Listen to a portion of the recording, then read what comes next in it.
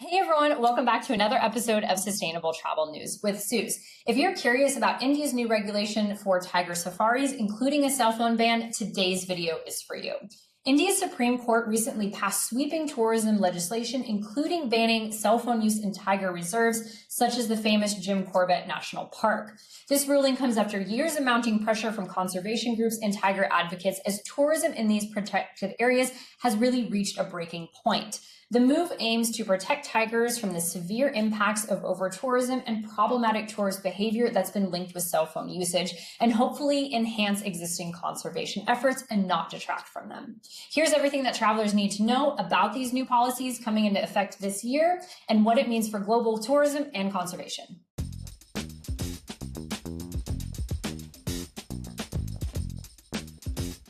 And if you're new here, hey, I'm Sooz. I have a master's in biodiversity, and I cover the intersection of tourism and the natural environment with more than 15 years in the tourism industry. My goal is for you to leave here as a more informed and aware traveler with the power of environmental education and my sustainable travel guides and tips so you can make choices that are good for you and leave the places you visit a little better than when you arrived. If that sounds like your thing, like, subscribe, and let's get into today's video. To understand why this ruling is such a big deal or how we got here in the first place, let's back it up a little bit and look at Bengal tigers, tiger reserves, and tiger safaris. The Bengal tiger is one of the world's largest wildcats, and 70% of the population is found in India. According to the International Union for the Conservation of Nature, or the IUCN, the Bengal tiger is listed as an endangered species with a declining population.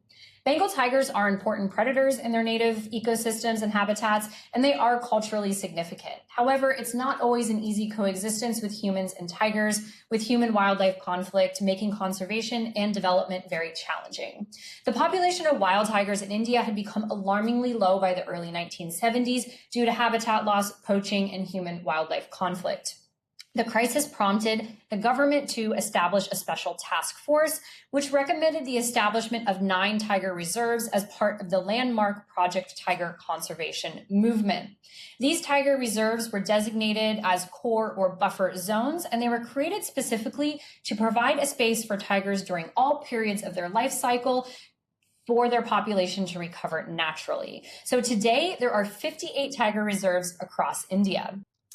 Tiger safaris are an increasingly popular way to visit these reserves. They really operate like any other safari, where safari vehicles and guides will take you into these protected tiger reserves to hopefully spot wildlife, including tigers. The original aim was really to incentivize the economic benefit of a healthy tiger population for local communities and enhance conservation, therefore de-incentivizing poaching and deforestation. If a live tiger is worth more to the local community than a dead one, everyone wins, right? But the sheer number of people coming to India's tiger reserves to see these animals and unchecked tourism growth is placing unprecedented amount of pressure on the animals and threatens to undermine decades of hard local conservation work. The very animals people are coming to see are completely overwhelmed by their own popularity, if you will. The demand for hospitality infrastructure and large hotel development and new roads can cause ecosystem fragmentation and loss in its own way. Meanwhile, inside the parks, dozens of safari vehicles can crowd an individual tiger at any time, which traps them and can stress them out, causing them distress. And cell phones in particular have ushered in a new era of human-wildlife conflict, one that has caught the attention of the Supreme Court. Experts argue that smartphone use has really fundamentally changed the traditional observational safari, turning what used to be a slow, quiet, more educational, conservation-based approach into a high-stakes hunt for viral content and instant location sharing. So let's break down the 3 major problems with cell phone usage in these tiger reserves and around wildlife in general. So the first is geotagging and live location sharing. Rather than relying on traditional safari techniques like looking for pug marks, listening to noises, finding droppings, drivers and guides have been increasingly using real-time messaging groups and live location sharing to broadcast a tiger's exact coordinates in real time. This move, the moment a big cat is spotted, dozens of safari vehicles can kind of simultaneously crowd an individual animal, which leads to what's known as a safari jam, which is the second issue. This instant crowding has turned kind of quiet forest exploration, educational experiences kind of into a more busy parking lot, if you will. So there's been some videos that have been circulating the internet in Ranthambore National Park that kind of underscore the severity of this crisis. It's not just drivers as well. So guests have been sharing live locations with friends and local community, which can put individual tigers at risk of poaching or other serious issues.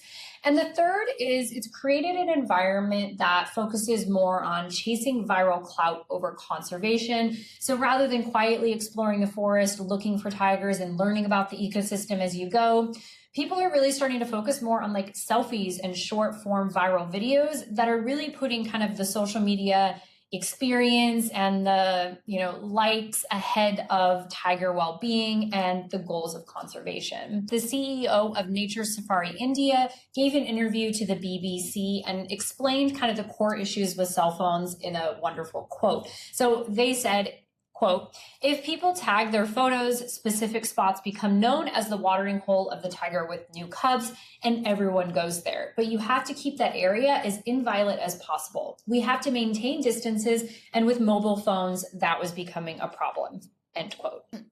So all of these issues together, the live location sharing, the problematic behavior around cell phones, and the overall overdevelopment of tourism facilities and infrastructure sort of culminated to reach a breaking point, putting the fate of tiger safaris and reserves back in the hands of India's High Court.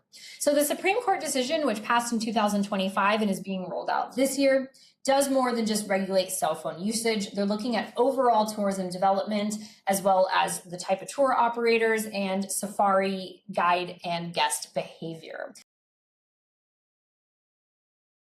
So just to name a few of the many things that I read through in the Supreme Court ruling. So night safaris have been banned. Tigers are typically ambush predators that often are active in dusk. And night safaris bring artificial lighting and sound at a time when the forest may otherwise be a little bit more quiet and disrupt their natural life cycle. The development of large hotels or tourism infrastructure is going to be severely limited or restricted kind of in these buffer or fringe zones to prevent further habitat fragmentation.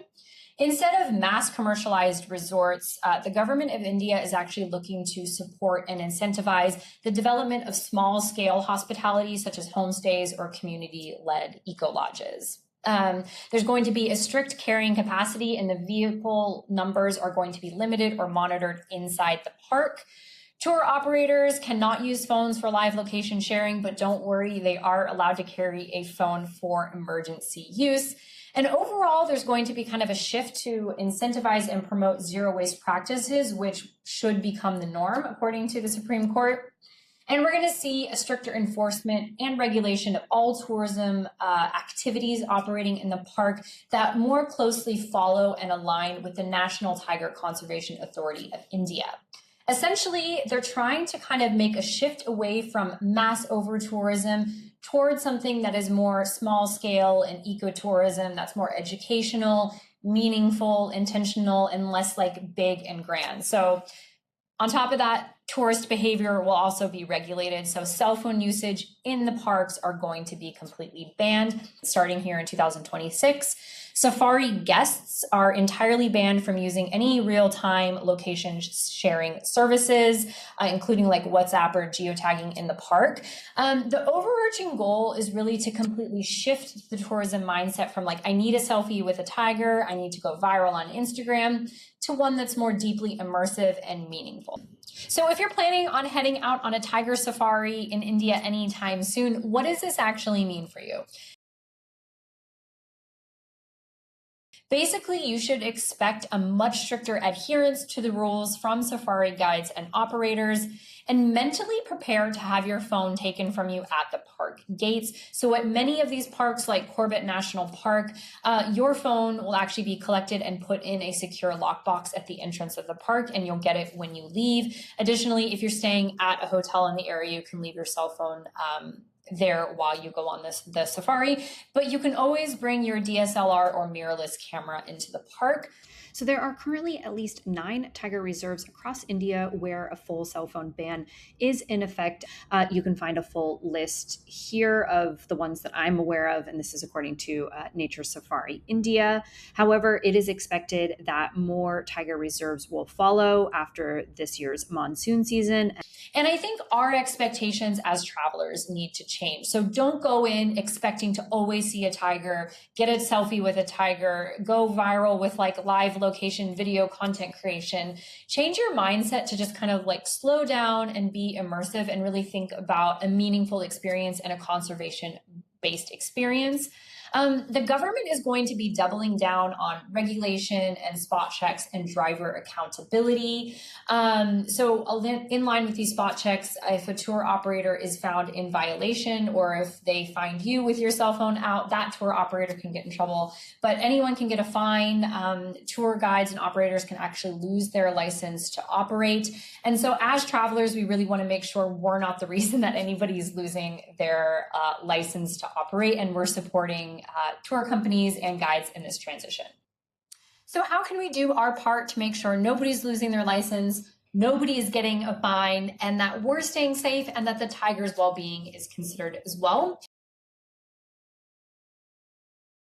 So look at booking a homestay or a smaller guest house. So these smaller establishments put significantly less pressure on the local environment, and they ensure your tourism dollars are directly supporting the local community that can then engage in conservation efforts on their terms. So I think this goes without saying, avoid larger hotel multinational chains. They generally cause more habitat loss and fragmentation as they're developed in these fringe zones. Look for local certified tour operators that are really committed to following and upholding these guidelines and regulations.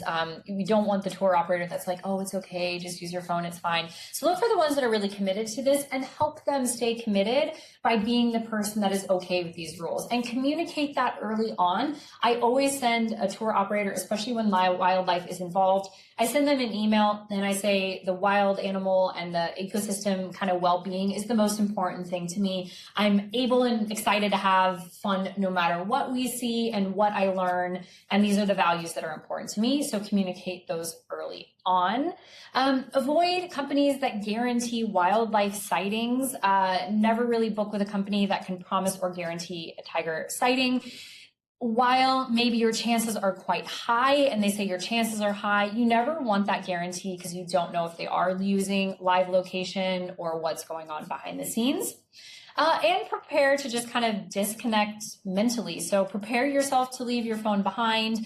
Don't put up a whole stink of this at the national park entrance. Like, this is going to be possibly a difficult transition, so don't be the reason why this isn't a success for people. Remember, guides can lose their license and fines are on the table. And the tiger's well-being is also on the table. So let's do our part. So this landmark ruling in India is leading the way for regulations protecting both tourists and wildlife from over-tourism and problematic behaviors around wildlife. It really adds to a growing movement calling for stricter regulation around tourism development and tourist behavior in protected natural spaces and vulnerable ecosystem. So just some examples, the Kenyan Ministry of Tourism and Wildlife have been rolling out new vehicle standards after last year's wildebeest migration fiasco, and we're seeing new regulations around polar bear tourism as well.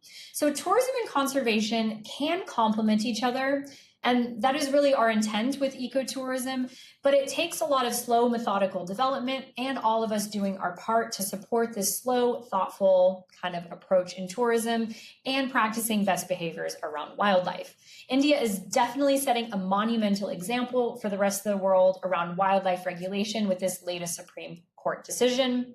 I think with stricter rules around cell phone usage and vehicle limits and development in the country's tiger reserves, hopefully the beautiful Bengal tigers population will recover into the future.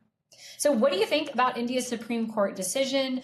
Do you think cell phones are part of the problem? Would you be comfortable going on a once-in-a-lifetime safari without your cell phone? Have you been on a tiger safari? What did you think? Drop your thoughts and comments below. I want to talk about the jewelry that I'm wearing. So I always like to wear jewelry that has been locally made and I buy on my travels or is representative of the video that I'm talking about. So today I have this beautiful piece that was made by an indigenous woman from Nagaland in India.